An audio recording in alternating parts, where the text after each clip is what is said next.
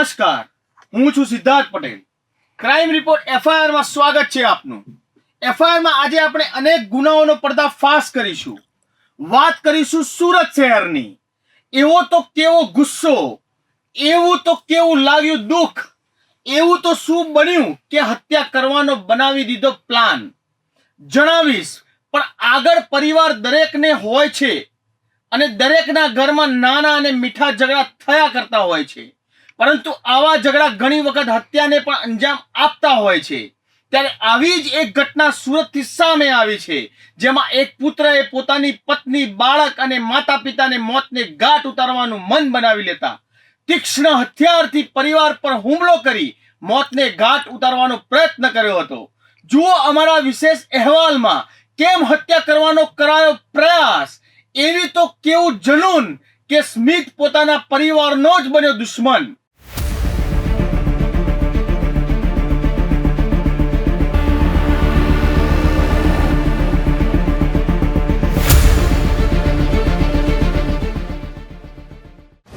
સુરતમાં ખેલાયો ખૂની ખેલ.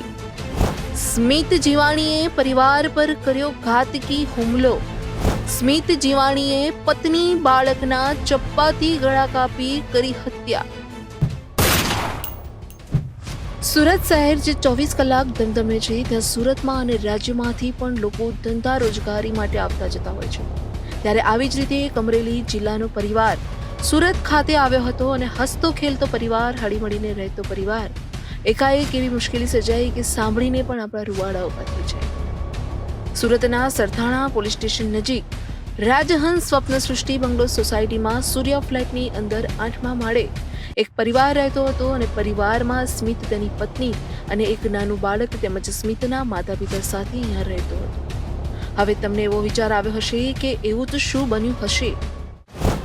ઘરનો જ મોભી પરિવારનો દુશ્મન બન્યો. કેમ સ્મિતે પરિવારની હત્યા કરવાનું વિચાર્યું? તો સાંભળો. સરથાણા પોલીસ સ્ટેશન વિસ્તારમાં સૂર્ય એપાર્ટમેન્ટ નામનું એક એપાર્ટમેન્ટ છે. ત્યાં સ્મિત જીયાણી, સ્મિત લાભુભાઈ જીયાણી નામનો એક શખ્સ છે. એના મોટા બાપુનું 5-7 દિવસ પહેલા કુદરતી મરણ ગયેલ હતું ને એ મરણ અનુસંધાને આ પરિવાર જે છે ત્યાં બેસવા જતો હતો અને ત્યાં બંને ભાઈઓનું અગાઉથી કંઈ મનદુખ હશે એના કારણે થઈ અને એમને જણાવેલ કે હવે કાલથી તમે આવતા નહીં. એ બાબતે નાના મોટી બોલાચાલી થયેલ અને એનું દુઃખ મનમાં રાખી અને આજે સવારે સ્મિતે એના પરિવાર, પત્ની અને બાળક જે એ અલગ રૂમમાં સૂતા તેના ગળાના ભાગે ઘરમાં રાખેલ છરી વડે હુમલો કરી ગળાના ભાગે ઈજા કરી એનું મોત નિપજાવેલ છે. સ્મિતના મિત્રે જણાવ્યું કે હત્યાની આગલી રાત્રે સ્મિતે મારી સાથે 11:30 સુધી મોબાઈલ ચેટ પર ફોનથી વાત કરી છે. તો ધંધા રોજગાર માટે વાત થઈ હતી, જે છેલ્લે ગુડ નાઇટ મેસેજ પણ કર્યો હતો અને અચાનક મને સવારે ફોન આવ્યો કે સ્મિતના પરિવારને કોઈએ ચપ્પા માર્યા છે. જ્યારે જોયું ત્યારે ખબર પડી કે આ ચપ્પા બીજા કોઈએ નહીં પણ ખુદ સ્મિતે જ માર્યાનું સાંભળી મિત્ર પણ ચોંકી જાય છે. સવારનો સમય હતો. સુરતમાં લોકો ઠંડીમાં આરામ ફરમાવી રહ્યા હતા. ત્યારે સરથાણામાં એક શખ્સે પોતાના જ પરિવારને મોતને ઘાટ ઉતારવાનો પ્લાન બનાવી નાખ્યો હતો અને સવારમાં જ સ્મિતે પોતાની પત્ની, બાળક સહિત માતા પિતા પર ચપ્પાના ઘા મારી હત્યા કરવાનો પ્રયાસ કર્યો. જે કારણે સ્મિતે પોતાના પરિવારને હત્યા કરવાનો પ્રયાસ કર્યો એ કારણ પણ જાણીને તમે ચોંકી ગયા હશો. આજકાલ યુવાનો ગુસ્સામાં અને ઉતાવળમાં એવું પગલું ભરી લેતા હોય છે જેનો જીવનભર પસ્તાવો રહેતો હોય છે. સ્મિતને પણ ખોટું લાગતા ગુસ્સો કરી પોતાના જ પરિવારનો માળો વીંખી નાખ્યો અને ત્યારબાદ સ્મિતે પોતાના પર હુમલો કર્યો. તમને થતું હશે કે કેમ સ્મિતે પોતાના પર હુમલો કર્યો, તો સાંભળો. અને માતા પિતા જે છે એને ગળાના ભાગે ઈજા કરેલ છે અને એ ઈજા કરતી વખતે કે હું એકલો થઈ ગયો, હવે મારું કોઈ નથી, આવું બોલતો જતો હતો ને એને ઘા મારેલા હતા અને એમાં એના માતા પિતા હાલ હોસ્પિટલાઇઝ છે અને પોતે પોતાની જાતને બંને હાથ ઉપર નસો કાપેલી છે અને ગળાના ભાગે પોતે પોતાની જાતને ઈજા કરેલી છે. એની હાલત પણ ગંભીર છે અને એ પણ અત્યારે સારવાર હેઠળ છે. જોયું, સાંભળ્યું? એક પળભરના ગુસ્સે આખો માળો વીંખી નાખ્યો. આજકાલ યુવાનો નાની નાની વાતે પણ આત્મહત્યા જેવા પગલાં ભરી લેતા હોય છે. ત્યારે એક વાત વિચારવી જોઈએ કે તમારો પરિવાર તમારી હૂંફ, હિંમત અને જુસ્સો છે. એક વખત શાંતિથી બેસીને તમારી મુશ્કેલીની વાત કરશો તો ઉકેલ તમને ચોક્કસ મળશે. કદાચ સ્મિતે પણ જો પોતાના વડીલ માતા પિતા સાથે બેસીને શાંતિથી વાત કરી હોત તો આજે માળો વિખેરાતા બચી ગયો હોત.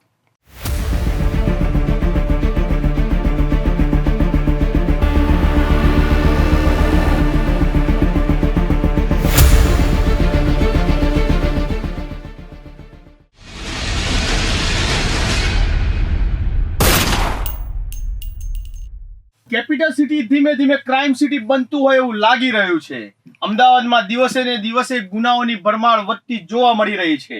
લુખ્ખા તત્વોને જાણે કાયદાનો ડર ના હોય એ રીતે પોલીસને ખુલ્લો પડકાર ફેંકી રહ્યા છે. ત્યારે હવે પોલીસ કામગીરી સામે પણ સવાલ ઉઠી રહ્યા છે. અમદાવાદમાં લૂંટ, હત્યા, ચોરી, બલાત્કાર જેવી અનેક ઘટનાઓ સતત પ્રકાશમાં આવતી હોય છે. ત્યારે વધુ એક હત્યાનો ગુનો અમદાવાદ પોલીસ ચોપડે નોંધાયો છે. અને આ હત્યા કરવાનું કારણ જાણીને તમે પણ ચોંકી જશો. જુઓ અમારા વિશેષ અહેવાલમાં કેમ કરાઈ હત્યા અને કોની કરાઈ હત્યા.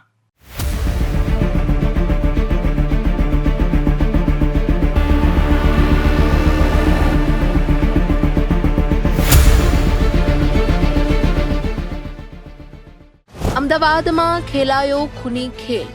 વટવા વિસ્તારમાં ખેલાયો ખૂની ખેલ. હેર કટિંગની દુકાનમાં ઉડ્યા લોહીના ફુવારા. આજકાલ હત્યાનો બનાવ સતત વધી રહ્યા છે, ત્યારે નાની નાની વાતોમાં પણ લોકો હત્યાને અંજામ આપી દેતા હોય છે. ત્યારે આવી જ એક ઘટના અમદાવાદમાંથી સામે આવી છે. અમદાવાદમાં આવેલ વટવા વિસ્તારમાં કલાપી હેર કટિંગ નામની દુકાન આવેલ છે અને દુકાનદારે રાબેતા મુજબ દુકાન આવીને દુકાન શરૂ કરી હતી. એક પછી એક ગ્રાહક આવતા હતા અને વાળ કપાઈને રૂપિયા આપી જતા હતા. એ દુકાનદારને ક્યાં ખબર હતી કે મારે રૂપિયા માંગવાનું મારા મોતનું કારણ બનશે, અને બન્યું પણ એવું જ. એક ગ્રાહક ક્લાપી હેર કટિંગમાં પહોંચે છે. હેર કટિંગમાં ગ્રાહક કરાવે છે દાઢી. દાઢી કરાવી નાખી પણ ખિસ્સા હતા ખાલી. રૂપિયા માંગતા ગ્રાહકનો ગયો પિત્તો અને હત્યાને આપ્યો અંજામ. અમદાવાદના વટવા વિસ્તારમાં આવેલ સલૂનની દુકાનમાં મોહિત ખાન પઠાણ નામનો ગ્રાહકે મસ્ત દાઢી પણ કરાવી નાખી. જેવી દાઢી બની ગઈ એટલે તરત જ મોહિત ખુરશીમાંથી ઊભો થઈ ચાલવા લાગે છે, જેથી સલૂનના માલિક વસીમભાઈ ગ્રાહકને રોકે છે અને માંગે છે રૂપિયા. અને પછી આરોપી છે મોહિત ખાન પઠાણ, એ મૂળ લુણવા ગામ મહેસાણાનો રહેવાસી છે. હાલમાં અહીંયા વટવા વિસ્તારમાં રહે છે અને ફરિયાદ જે મરણ જનાર છે વસીમભાઈ, એની દુકાન ખાતે વાળ કપાવવા ગયેલ અને વાળ કપાવવાના પૈસા આપવા બાબતે રકઝક કરી અને પોતે થોડોક માનસિક અસ્વસ્થ હોય અને એનો સ્વભાવ જરાક ચીડિયો હોય, જેના કારણે છરીથી હુમલો કરી અને આડેધડ ઘા મારી અને મોત નિપજાવેલ છે. રૂપિયા માંગતા મળ્યું મોત. વસીમભાઈએ મોહિત પઠાણ પાસે માંગ્યા હતા રૂપિયા. રૂપિયાની માંગણી કરતા મોહિતને લાગ્યું માઠું અને બસ મોહિતે હત્યા કરવાનું બનાવી લીધું મન. મોહિતે ધારદાર છરીથી કરી નાખ્યો હુમલો અને આપી દીધો હત્યાને અંજામ. વસીમભાઈએ વિચાર્યું પણ નહીં હોય કે કોઈ ગ્રાહક જ મારો દુશ્મન બનશે અને મારી હત્યા નિપજાવશે. મોહિત ખાન પઠાણ અગાઉ પણ અનેક વખત સલૂન પર જઈને મફત વાળ કપાવી રૂપિયા નહીં આપવા માટે દાદાગીરી કરી હોવાનું ફરિયાદમાં સામે આવ્યું છે. ત્યારે હાલ પોલીસ તપાસમાં સામે આવ્યું છે કે મોહિત ખાન પઠાણ માનસિક અસ્તવ્યસ્ત હતો અને અગાઉ પણ આ દુકાન પર જઈને દાદાગીરી કરી ચૂક્યો હતો. એ જ્યારે વાળ કપાવવા બાબતે રકઝક થયેલી અને પૈસા આપવા બાબતે રકઝક થયેલી, ત્યારબાદ જઈ અને ફરીથી આવી અને છરીથી ઈજા કરી અને મોત નિપજાવેલ છે. આરોપી મોહિત ખાન મુખ્તિયાર ખાન પઠાણ, જે ધોરણ 10 સુધી ભણેલો છે, એના ફાધર મરણ ગયેલ છે અને મૂળ મહેસાણા જિલ્લાનો વતની છે. હાલમાં વટવા વિસ્તારમાં રહે છે અને અવારનવાર વેપારીઓ પાસે જઈ અને આ રીતે જે ફરિયાદી છે એ મરણ જનારના ભાઈ છે, એમની દુકાને જઈને પણ વાળ કપાવેલા અને પૈસા નહીં આપવા અને કાચ ફોડી નાખવાની ધમકી પણ આપેલી, એ બાબતનો ફરિયાદમાં પણ ઉલ્લેખ છે. અમદાવાદ સહિત અનેક મોટા શહેરોમાં કાયદો અને વ્યવસ્થાની સ્થિતિ કથળી રહી હોય એવું લાગી રહ્યું છે. ભલે અમદાવાદ કમિશનર કહી રહ્યા હોય કે ગુનાઓમાં ઘટાડો થયો છે, પણ ગ્રાઉન્ડ પરની વાસ્તવિકતા આખી અલગ જ છે. અમદાવાદમાં એક સપ્તાહ પણ ખાલી નથી જતો જ્યાં મોટી ઘટના સામે ના આવી હોય. ત્યારે આવી વધતી જતી ઘટનાઓ રોકવી પણ એ અતિ આવશ્યક બની ગઈ છે. આવી ઘટનાઓ પર રોક ત્યારે જ લાગશે કે એસી ચેમ્બરોમાંથી અધિકારીઓ રોડ પર ઉતરશે. બાકી જો તમે ઠંડી હવામાં બેસી રહેશો તો આવા તત્વો ઠંડા કલેજે લોકોની હત્યાઓ જ કરતા રહેશે.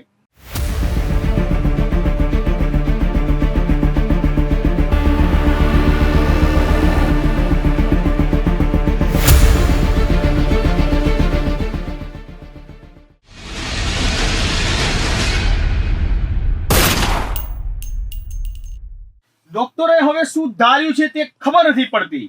ડોક્ટરોની લાપરવાહી અને મનમાનીથી સતત લોકોના જીવ જઈ રહ્યા હોવાની ઘટનાઓ અવારનવાર પ્રકાશમાં આવતી હોય છે. ત્યારે વધુ એક ડોક્ટરની લાપરવાહીએ એક મહિલાનો જીવ લીધો હોવાના આક્ષેપો થઈ રહ્યા છે. તમને ભગવાન સમાન ગણાવ્યા છે. શરમ કરો, હવે તો હદ થઈ ગઈ છે. લોકો તમારી પાસે સ્વસ્થ થવા માટે આવે છે, નહીં કે જીવ ગુમાવવા. તમે જ જો નિર્દય બની જશો તો દર્દીઓ કોના ભરોસે રહેશે?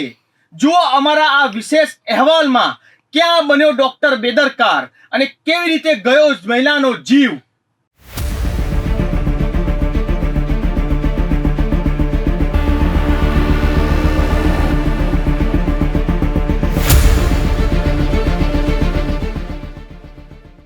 વધુ એક ડોક્ટરની બેદરકારી આવી સામે. ડોક્ટરે તો હાથ કરી નાખી છે. બેશરમ થયેલ ડોક્ટરો આડેધડ લોકોના સ્વાસ્થ્ય સાથે ચેડા કરતા નજરે પડી રહ્યા છે. મહેસાણા જિલ્લામાં વધુ એક ડોક્ટરની બેદરકારી સામે આવી છે.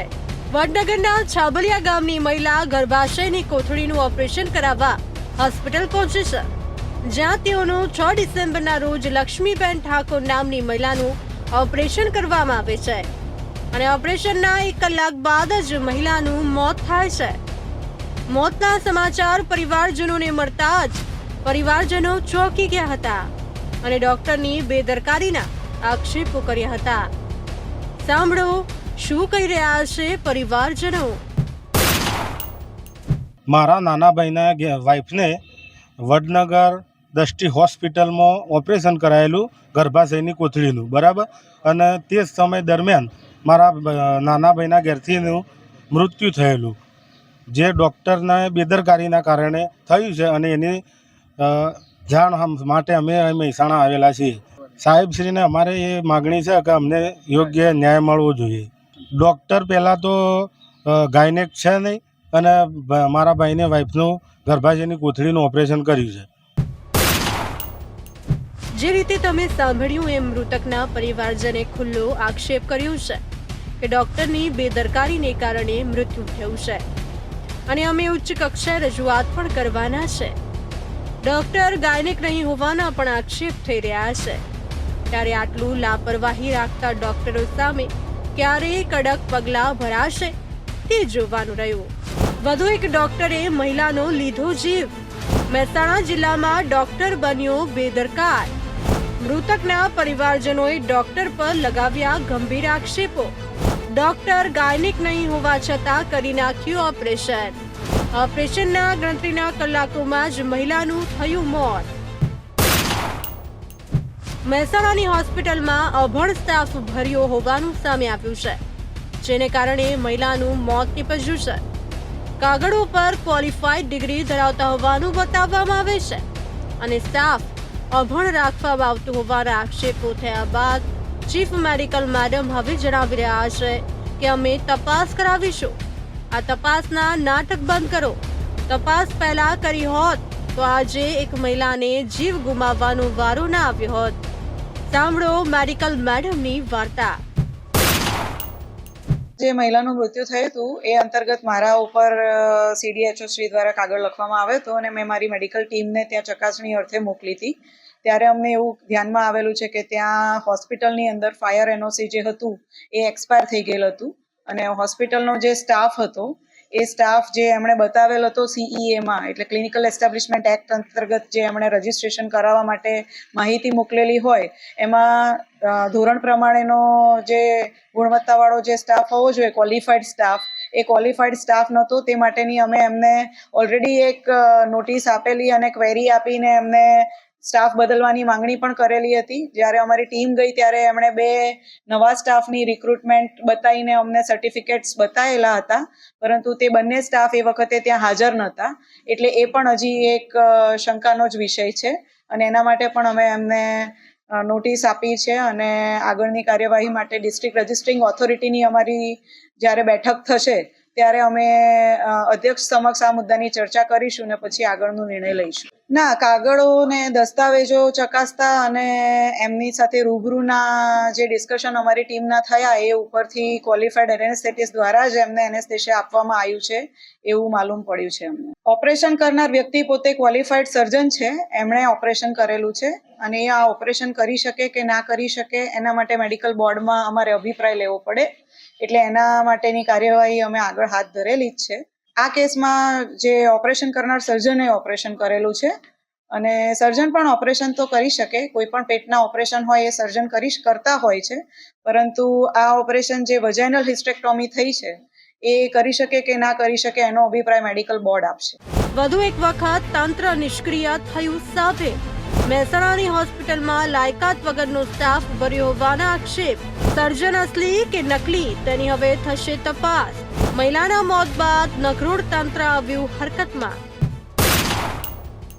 જ્યારે કોઈ દુર્ઘટના કે લાપરવાહી સામે આવે ત્યારે તંત્રની લાપરવાહી જ સામે આવે છે.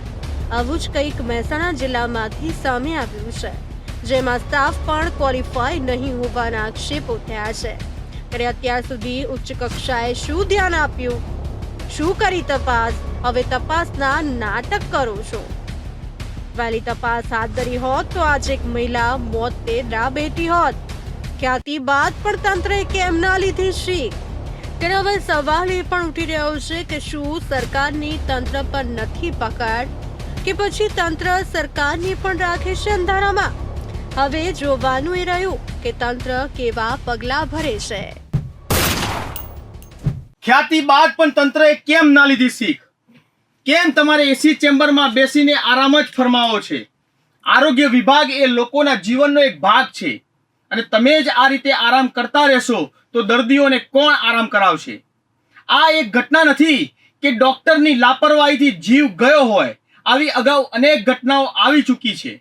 મહેસાણાની ઘટનામાં પરિવારજનોએ જે રીતે આક્ષેપો કર્યા છે એ સાચા છે કે ખોટા એ તો તપાસ બાદ સામે આવશે. પણ જો આ આક્ષેપો સાચા હોય અને ખરેખર જો ડોક્ટર ગાયનેક ના હોય અને એને જો ઓપરેશન કરી નાખ્યું હોય તો ડોક્ટરની લાપરવાહીથી નહીં પણ ડોક્ટરે હત્યા કરી ગણાય. કેમ કે તમારી પાસે ડિગ્રી નથી કે નથી આવડત તો તમને કોને આપ્યો હક લોકોના અમૂલ્ય જીવન સાથે ચેડા કરવાનો? આરોગ્ય મંત્રી ઋષિકેશ પટેલ સાહેબ, હવે તમારા તાંબામાં આવેલ આરોગ્ય તંત્ર હવે સદંતર નિષ્ફળ થઈ રહ્યું છે. ઝડપી આવા આળસુ કર્મીઓને અને અધિકારીઓને ઘર ભેગા સહિતની કાર્યવાહી નહીં કરવામાં આવે તો આ લોકો આગળ પણ લોકોના અમૂલ્ય જીવન સાથે ચેડા જ કરતા રહેશે. FIRમાં ફરી મળીશું. ત્યાં સુધી જોતા રહો બી ઇન્ડિયા, ભરોસો ગુજરાતનો.